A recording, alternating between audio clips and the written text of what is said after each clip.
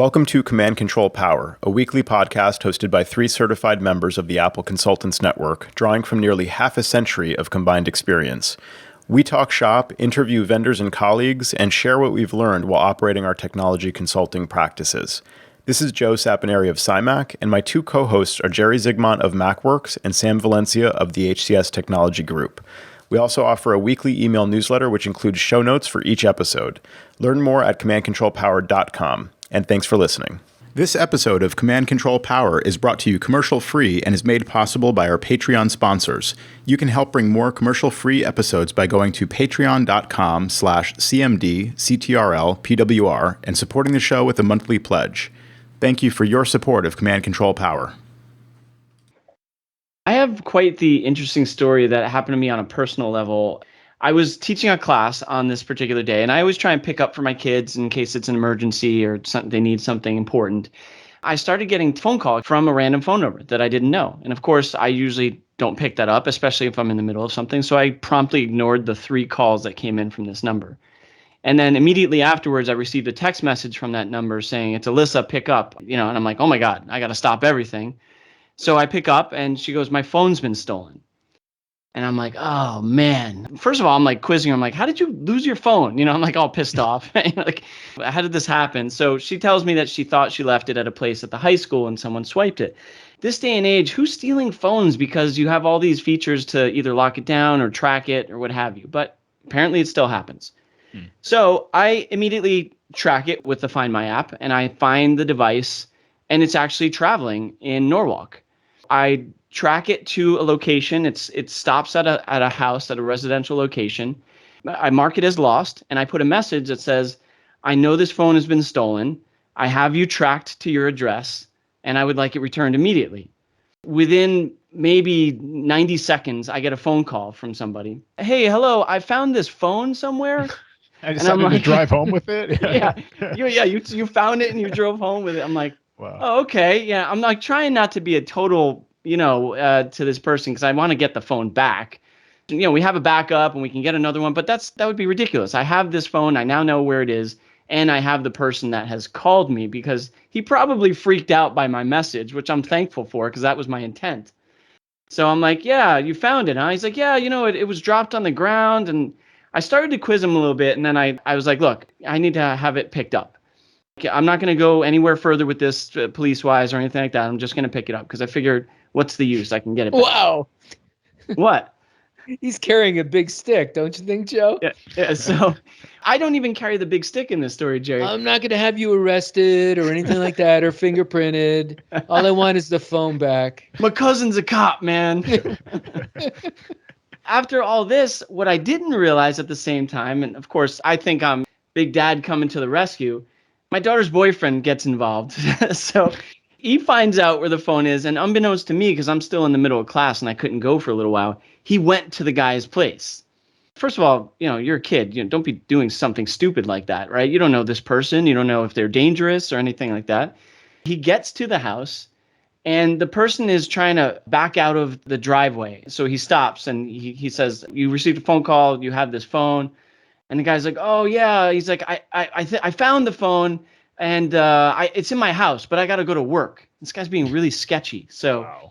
How did you find it? He's like, "Well, I saw her drop it and I picked it up." And he's like, "You saw her drop it and you just picked it up and took it? Like, how is that? You could have been like, "Miss, you dropped your phone." It's kind of a situation. It's also an idiotic thing to admit, to somebody like, "Oh, I saw her drop it, I just took it." Yeah, the story just gets worse by the second. This guy was clearly not, a class A criminal. Amateur, yeah. Yeah, a total amateur. So then the boyfriend is standing on the driver's side of the car, and the guy starts to back up, and he gets out of the driveway. He's like, "Where are you going?" He's like, "I said it's in my house, and I got to go to work." He goes, "I saw the phone move. Like I saw it come out of the driveway." And then he looks, he goes, "It's in the cup holder." And the guy's like, "Oh, this phone?" And he's like, I'm like, this guy is a bumbling idiot. And he's like, "Yeah, that phone." And he actually finally gave it back to him and he recovered the phone after all this. What an insane story to have happened. This guy was such a moron to do this in the first place. He must have other phones that he's seen people drop in the house, and he just got confused with who was messaging who. Yeah, Like, probably. oh, you're the other person who messaged me. You're talking about this phone. Oh, I didn't know you came for this phone. Well, here you go. Yeah, but meanwhile, what do what is the scam though? Like he does sound like an amateur. Like he's never been in a situation where like the phone is basically a brick. Is there somebody harvesting parts from these phones? I know it's not going to be a working phone, but maybe you could just like harvest a screen from it or a battery or something. I did hear of that happening, and especially getting shipped overseas for parts. Heard about that in the past. So perhaps, or someone locally at like a phone chop shop, if you will, that takes them apart. But I don't know any other reason. Obviously, it's not going to be a working device, as you said. Yeah, that's really weird. Well, I'm glad you got it back, and it's too bad you couldn't fully play the hero dad, but you definitely had a part in helping. The boyfriend gets involved. Yeah. Wow. I actually told my daughter, I think it was, I'm like, he shouldn't have gone over there. I mean, you don't know what you're getting into exactly. Right. Yeah. Like, well, I appreciate him getting it back, but that was a little bit of a dangerous task.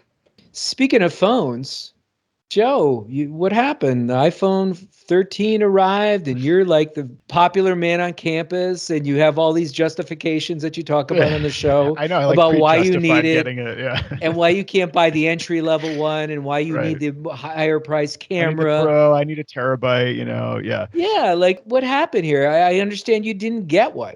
My 12 Pro, I'm still the guy with the good phone, like, when you're in a group of people and you're trying to take a photo of the group, you hand somebody the phone and then somebody's like, give him Joe's phone. Joe's got the good phone. I still have the good phone in my group of people. So my iPhone 12 Pro is still the good phone as far as camera, photos go. And the main reason is because I always seem to miss the order window where like by the time I go to like configure the phone and figure out like which carrier I'm going to buy it on and like which deal I'm going to do or whatever, it's like delayed by multiple weeks. So I'm like, I'll just wait and I'll check inventory locally and I'll just go buy it when it's here, So I've just been waiting. I'll probably eventually get it, but come on, the iPhone 12 Pro is still an awesome phone. It is. It's almost, I don't know if it's worth upgrading to the 13 from the 12, but your call.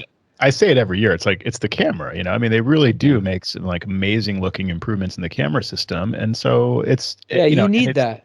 I don't need it, obviously. Sure like you do. It's so good. I'll take the other position on this argument, Jerry. I don't need the new phone. It'd be nice to have a much better camera. We're kind of like at that whole like hand-me-down phone point too, like where Ashley's ready for a new phone. So she conveniently has a screen crack, so it's like, drop it out the van while you're driving. Yeah, right. Like, whoops, I guess I need a new phone.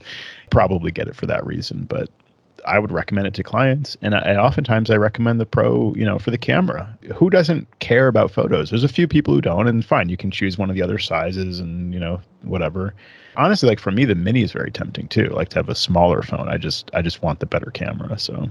Here's the interesting thing. I had been sporting an iPhone 11, just the straight iPhone 11 without any kind of enhancement to it. AT&T had a deal where they would let you get the iPhone 13 Pro, right? Full credit. Essentially cost you nothing if you just upgraded any phone that was like 2 years old. Unless you had like, I think the SE or something like that. So they give us $1,000 credit, my wife and I, for our iPhone 11s. So anyway, with this iPhone 13 Pro, yes, takes better pictures, yes. And I haven't really fully spent any time with that to really appreciate that. Ultimately, in terms of the performance, it's a little faster and the screen's a little nicer, a little richer in color. But, overall, it's like a meh. You must be getting better battery life too, though, no? Yes. See, that's a funny thing. With my lifestyle, I constantly have it plugged in the car. So I've never been in those situations where I've had battery issues. You hipsters who don't have cars and live in the big cities and walk around all day with your hair tied up in a bun, you probably... I'm not rocking the man bun. Taking macro photos. And you haven't upgraded, Joe. I'm going to give you a hard time here. You're not on iOS 15, right? No, I mean, when it came out, I was traveling, so I didn't want to like do that right before or during, and I just haven't had a chance to do it yet after now. So what am I missing here? I know Sam sent a cool screenshot with some like warning message about not sending your passwords through text or whatever. I moved to 15 with the new phone, so I'm kind of getting the double benefits there. And in my situation, we actually upgraded my wife's phone. Every time we'd go to events or something like that, we'd all be taking pictures of something, or she would take pictures of something. She goes, "You take it. You have the better camera," just like Joe always has the better camera. So now I'm like, you can't complain about me having the better camera now. We both have the same phones. I was at a family event this weekend, and it absolutely just boggles my mind how like my father's taking a picture, his wife is taking a picture, my cousin's taking a picture, all of the same thing. And I'm like, you guys don't all have to take pictures. You know that, right? Right. You can just airdrop them to each other or use iCloud Photos or something. But it boggles my mind how we all have to stay posing for like 10 different people to take a picture of us. Right, exactly. Pass the phone around.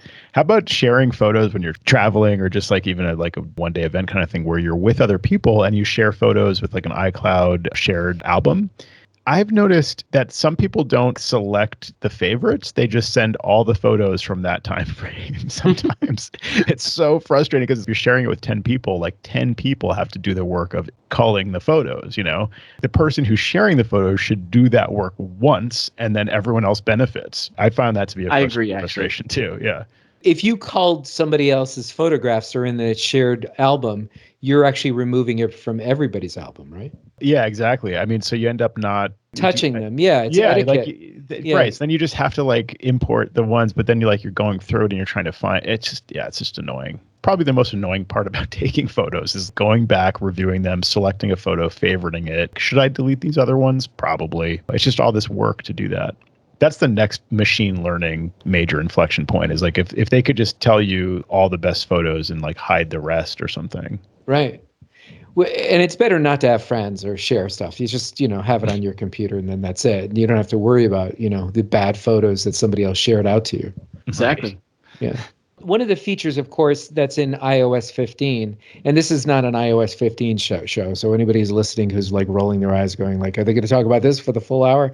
The thing about the text recognition in the photograph, that's great. We had theorized a couple of episodes ago, I was using that Text Sniper app, textsniper.app. There's still a case to be made why this is extremely useful, capturing the text on your Mac with Text Sniper and not relying on the phone to do it. Very frequently, I'll have clients who send me a serial number and they'll take a picture of it. In order for me to invoke that feature of recognizing the text, then I've got to move that picture into my Photos app. That's a real drag. Or I had some clients sending me MAC addresses because we were doing some filtering from MAC addresses within a network for escalated privileges. In every case, they take a screenshot and I get that in an email and I capture text with Text Sniper. And it was fantastic for me to just input that information into a spreadsheet or into a gateway or something like that. It's definitely not a Sherlocked app. Well, not yet, but this tells us you're not running Monterey yet, which I find kind of surprising because I thought you were such an early adopter. But Monterey has that feature, doesn't it? I don't know. Does it, Sam? I think it does on the M1, maybe, or unless they subsequently change that to work on Intel processors as well. But is it processor specific, that feature? I didn't think. Okay. One major feature, at least one from the Monterey announcement was, and I think it was this live text feature, but I could be wrong. Pretty sure it's coming to Monterey as well. That does seem like a really cool system-wide thing, like a very wow type feature for clients. And it gets us closer to like the world that they think we're in. Do you ever try to explain to somebody like why this is taking forever to print or something? And they're like, it's just text. This is a series of photos, long text document, and it's not OCR'd. It's like a PDF of images. It's not text. I mean, people don't have a concept of how the information is encoded behind the scenes. They're just like seeing text on screen and they're just like all the same thing. So it kind of makes sense that like the computer would be able to know, just like humans do, what the text actually says that's a picture on screen.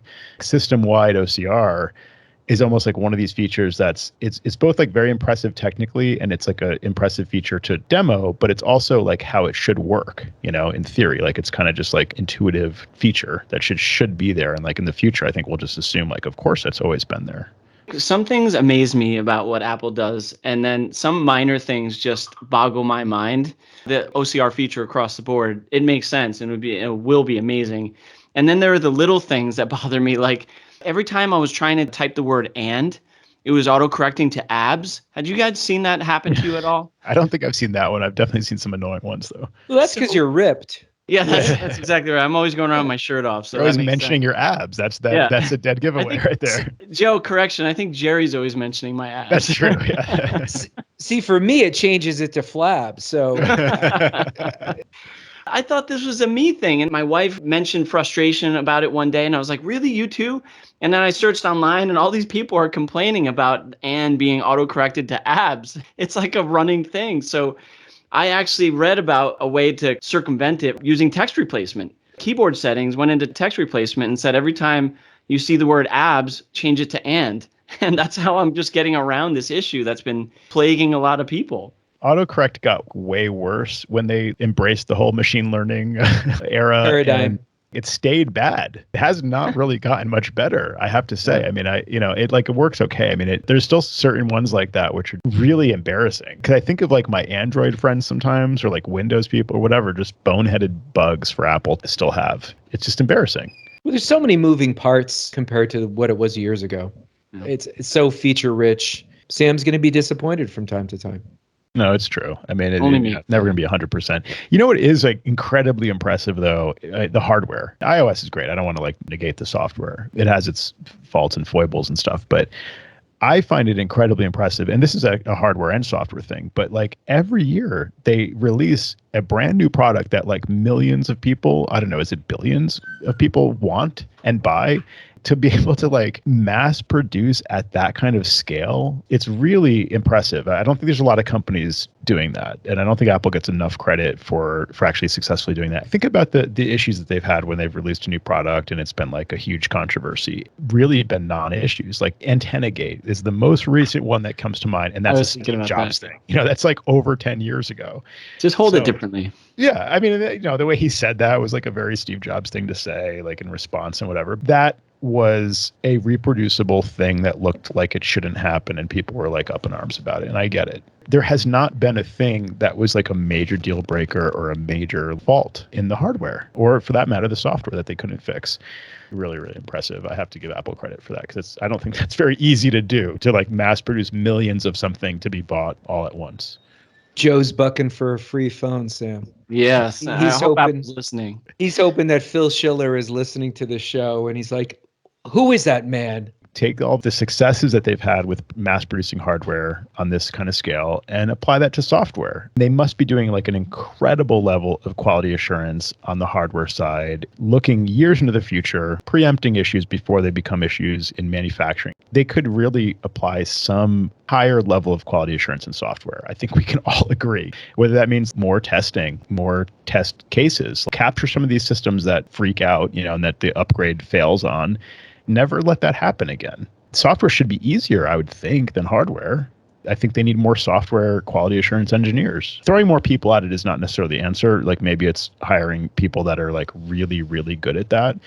That's clearly where they need the most help. I'm looking for work. We've had some people go to Apple recently from our community, haven't we?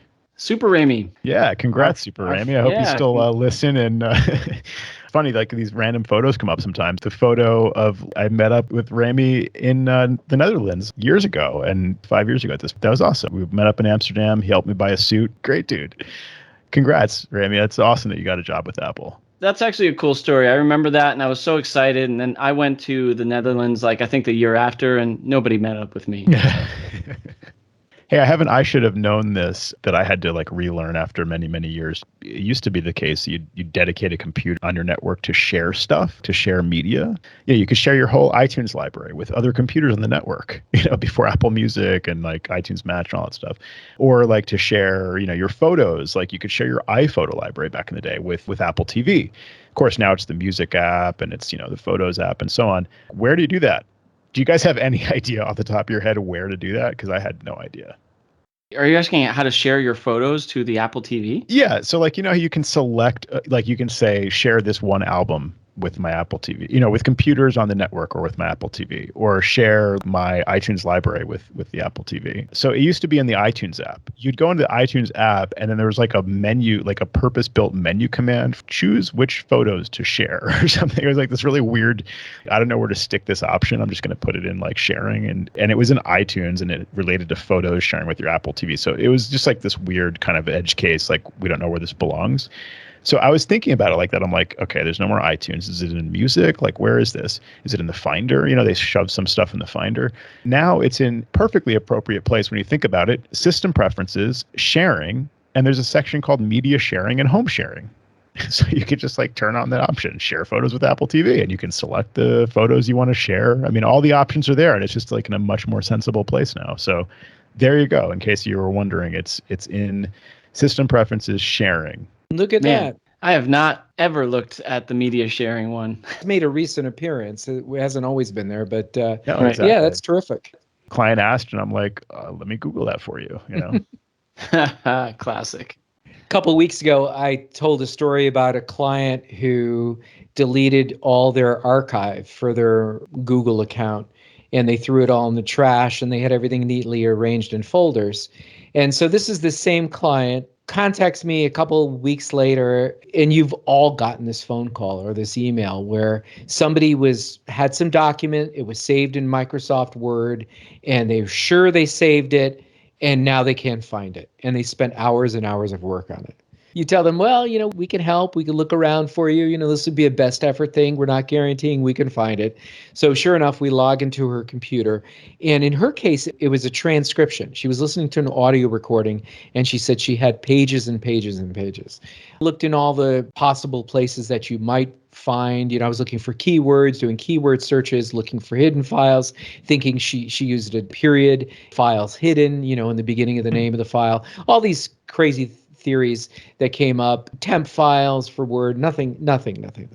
And of course, she wasn't saving to OneDrive, because if she saved in OneDrive and she accidentally deleted it, in theory, she could recall it back. But she was just saving it locally on her computer. So we couldn't find the file. She did have the audio recording. There's a service when you're using Office 365 that if you use the web version of Word, you can upload an audio recording, and there's a transcribe button. And Word will transcribe multi-page documents. It's not fantastic. I mean, it's pretty accurate, but it's amazing. And there's apps you could probably find that could do transcriptions, or websites where you can upload the thing, and you can either have, a mechanical Turk do it, or a live person could do the transcription for you. But just easy as pie, just in Word through the web view, upload the recording, boom, it does the transcription. It's fantastic. That is pretty amazing, Jerry. I had no idea about that. I had remembered about it, and then I forgot about it promptly, which I tend to do more at my age. And then thanks to Adam Codega on this Mac Admin Slack, who reminded me of that feature. And I'm like, of course. I sent her the file, and the transcription isn't 100% accurate. Her reply was, and again, it was a long document, I guess this will be okay. And I'm like, what are you talking about? I'm thinking to myself, what are you talking about? This is fantastic. You had nothing before. Right. This document you supposedly, air quotes, saved, that we can't find. Oh, I couldn't find it through Time Machine. I couldn't find it through Backblaze. I mean, it just didn't exist. She never saved it, or she deleted it. You got to get rid of this client. She pays her bills on time, so I'm very happy to have her. First of all, that's amazing. You sound like you knew about it before. I don't think I ever did. So that's actually kind of very cool to me to find out about. It just reminds me of a really quick story.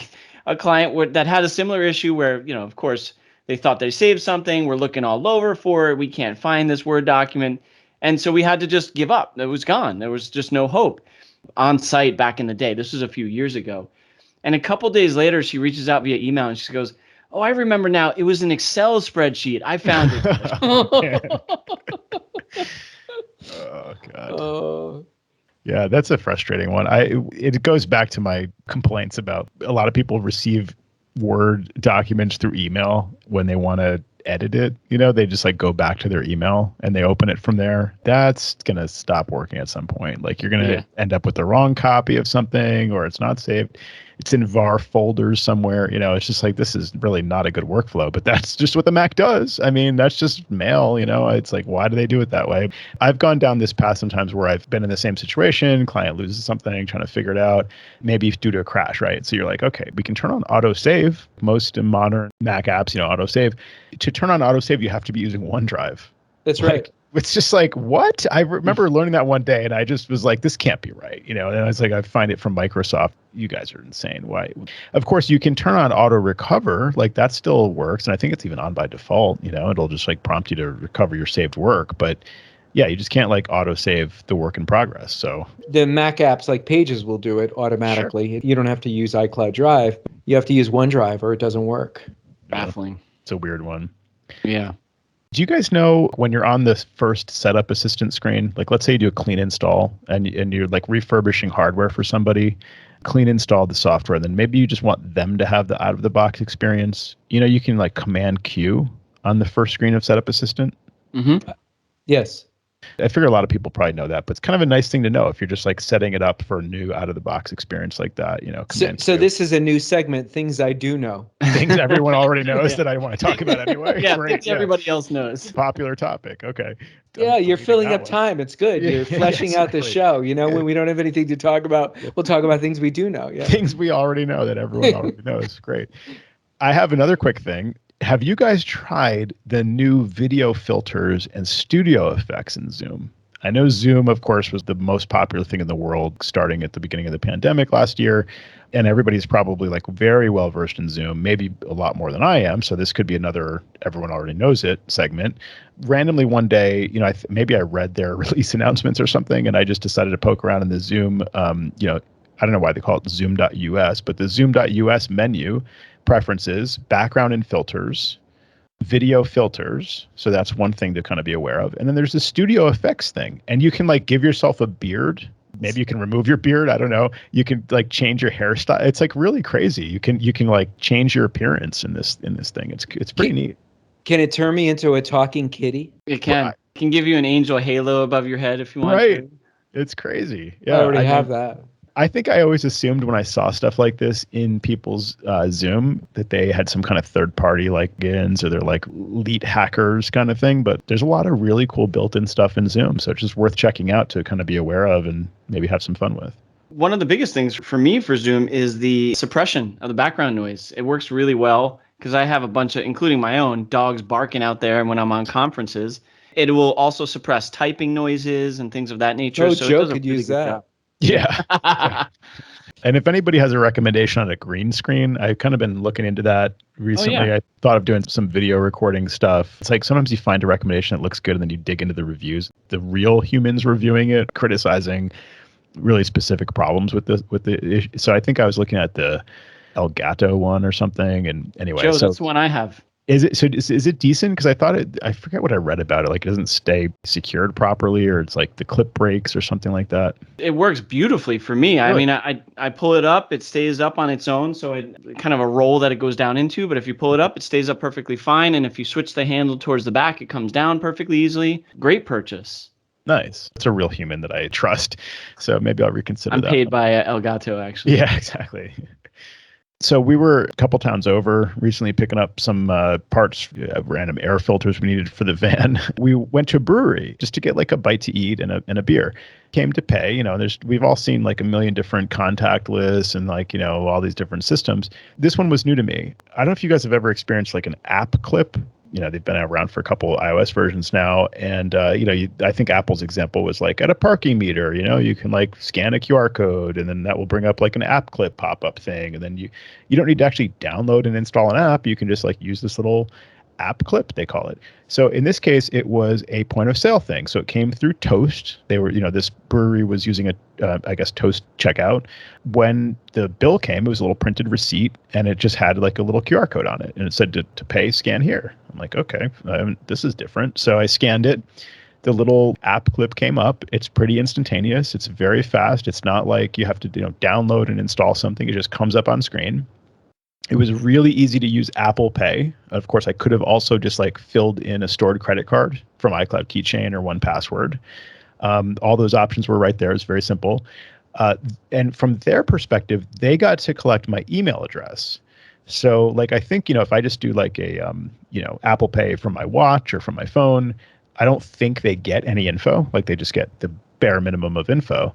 They get payment, and that's basically it. In this case, they were able to like prompt me to put in my email address.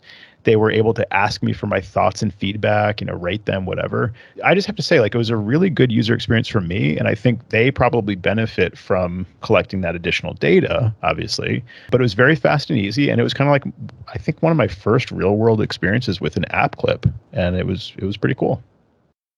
So you actually put in your real email address then? I did. I was like, I support this. I mean, if they spam me, I'll just unsubscribe or whatever. But I just bought your email address from them. Nice. Yeah, I didn't give them my password though. So, have you guys been using the random email addresses you could create with the Apple Plus feature? I've been using that. Okay, so that's pretty cool. And the other thing you can do is like just get a random credit card number. They'll like generate credit card numbers for you too. That actually how do you do that? So I noticed this in like, I think this, maybe it's just part of the Citibank app. I think Apple Pay does that automatically. If you have your card in Apple Pay, like that's what it's doing behind the scenes. Yeah. Yeah. But there was like a way to do it manually. That might just be a particular feature of the app. These clients are getting fewer and far between these days, but I do have a client who's using MacPractice. They're still successfully using it, and MacPractice is still up to their old hijinks, and now they performed an upgrade. So it is Catalina compatible. I'm not sure if it's Big Sur compatible, but they added bolt-on server app. There are a couple different services that need to be running in order for MacPractice to work properly. So like Postgres and MySQL and that sort of thing. And there's that reminds me of Lightspeed back in the day. They they used to like have all these like other processes running. Yeah. So the computer itself, it's a Mac Pro, the black trash can, and it doesn't ever gracefully come back up and all the services are running now with the new version of MacPractice after a reboot. It requires human intervention where I have to log back in and I have to go into the server app and I have to make sure that each one is running. And if not, I have to tickle it a little bit and get it to go. And so we made sure that the server wouldn't do reboots because MacPractice will tell you, oh, well, every 14 to 21 days, you should reboot the server. Well, that may be good and that may work, but when you make this junky app that doesn't reboot gracefully and start working again once you reboot it, it's kind of disingenuous to say, to suggest to the client that they should reboot the server. We stopped the server from booting, but for the craziest thing, every 7 days, I'd get a call at 6:30 in the morning from this medical practice that would open and the people would start arriving and they'd need to log in to see who their cases were for the day. And they'd be like, oh, we can't get into the server. And I'd remote into the server and some of the services had stopped working. And I'm like, this is weird, because I go into terminal, I'm checking uptime. And it's like, no, the thing hasn't rebooted. Like, why is this thing stopping? And I'm like, clockwork. Every Tuesday morning, it would stop. So we got MacPractice involved. And this client is an Adigy client. And they're looking at it. They're looking at the logs. And first I got this low-level tech, and he's looking at the logs, and I'm watching him. This is from MacPractice, and I could tell this guy doesn't know what he's looking for. Looking through the logs, it's a needle in a haystack. Even if you know your app intimately and you're doing cold searches for specific processes that you need to look for. But I could tell this guy didn't know what he was doing. So finally they get somebody, like an escalated technician over at MacPractice, and he's looking and blah, blah, blah, and we're talking, and so finally they say, are you doing anything with your temp files? You want to almost like respond to them like, so what if I am? Yeah, exactly. Right. Because I would damn business. Right. Because I would think, what if my temp files have to do with your janky server app? Right. Right. Well, come to find out, I had the maintenance process through Adigy to clean the temporary files once a week. Clean the temp files. Wow. And that was throwing this thing into tilt, and it would just spiral downward and stop working. And the Mac Pro was fine. There was nothing indicating that the Mac Pro had any issues with it at all. How many scores of computers I have them clean their temp files once a week with Adigy? Never had a problem with other servers, and this somehow pulled the MacPractice server over the precipice. So I was impressed that they found it. I had to say to the client, well, this is one of the things that we do. I'm not going to bill you for all the time that we spent screwing around with your server. Yeah, I know. But how could I have billed them for it? Right. Yeah. When I caused the problem, I was the root of the problem. That's crazy, man. What are they storing in there that's causing it to go bonkers when you wipe out the temp files? Who knows? Right. Well, also, it's called graceful failure, right? I mean, they should know that the temp files, which by definition are temporary, like might go missing, and they should just handle that gracefully. That's a job of MacPractice to deal with. I don't know. Maybe there's a best practice. If you remove temp files, you should always restart immediately after, I guess, maybe. But, it just seems like the software manufacturer should say like, hey, my temporary files are no longer there. It's okay. I planned for this because they're temporary. I bet if I was using Dolly Drive, this wouldn't have happened. Yeah.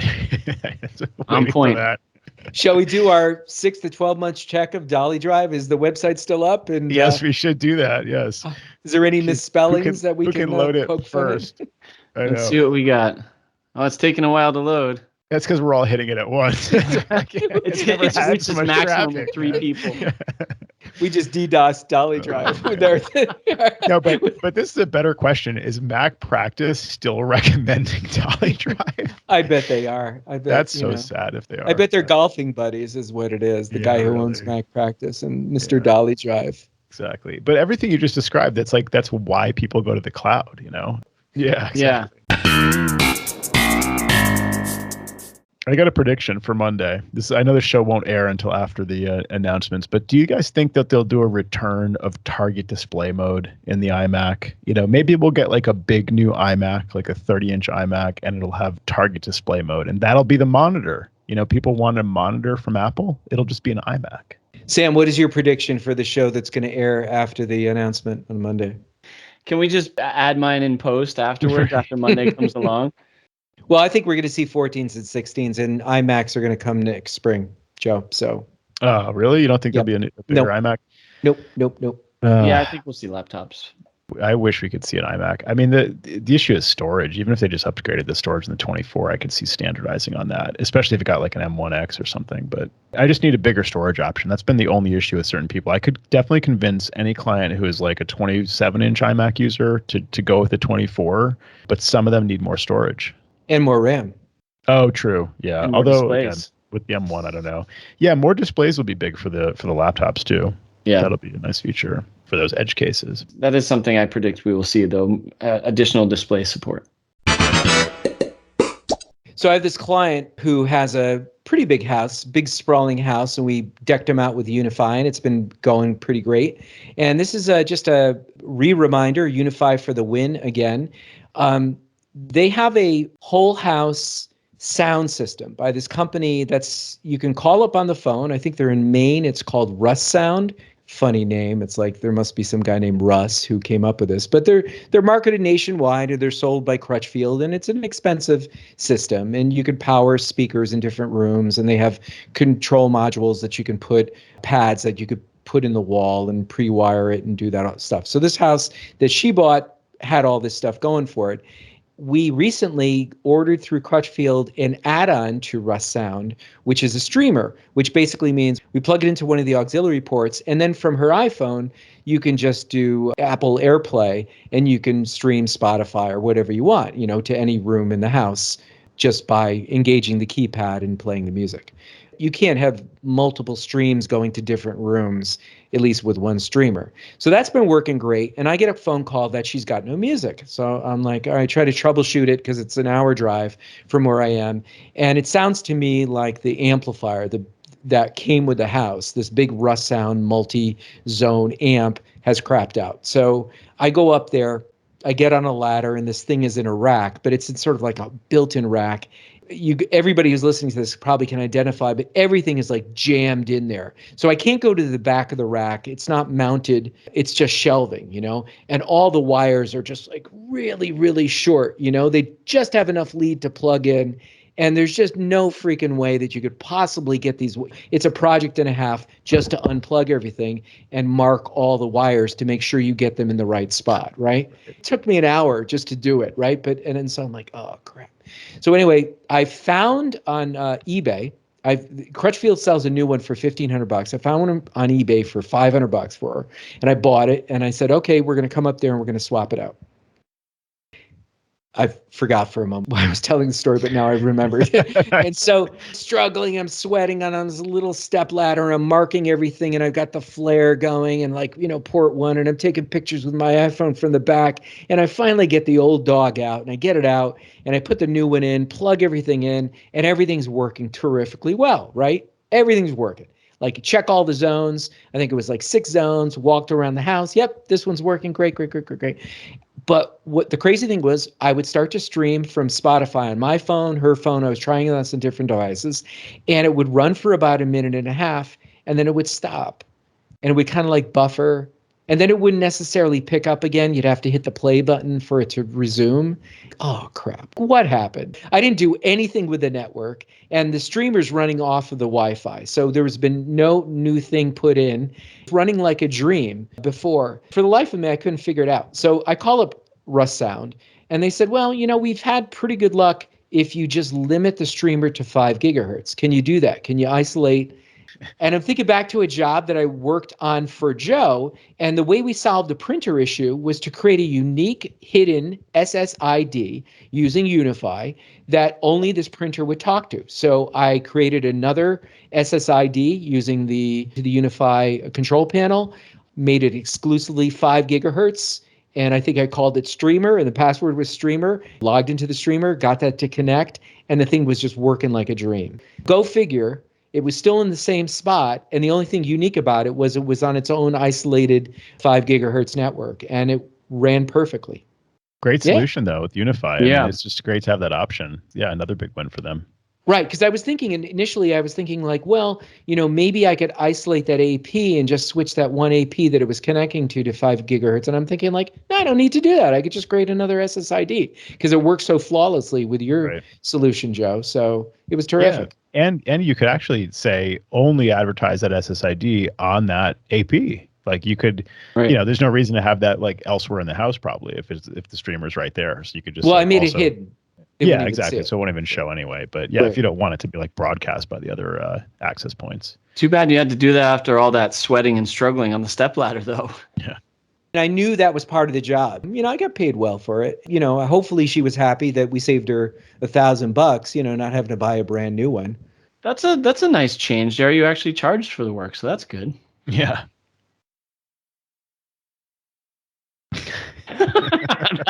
Dead silence. Trying to do something funny at the end of the show. It didn't go over well. No, I'm with you, Sam. Though this is that intervention time where every episode we tell Jerry there should be a Jerry. You should charge for that corner. That's I just met with dead silence. Oh boy. Well, I tried.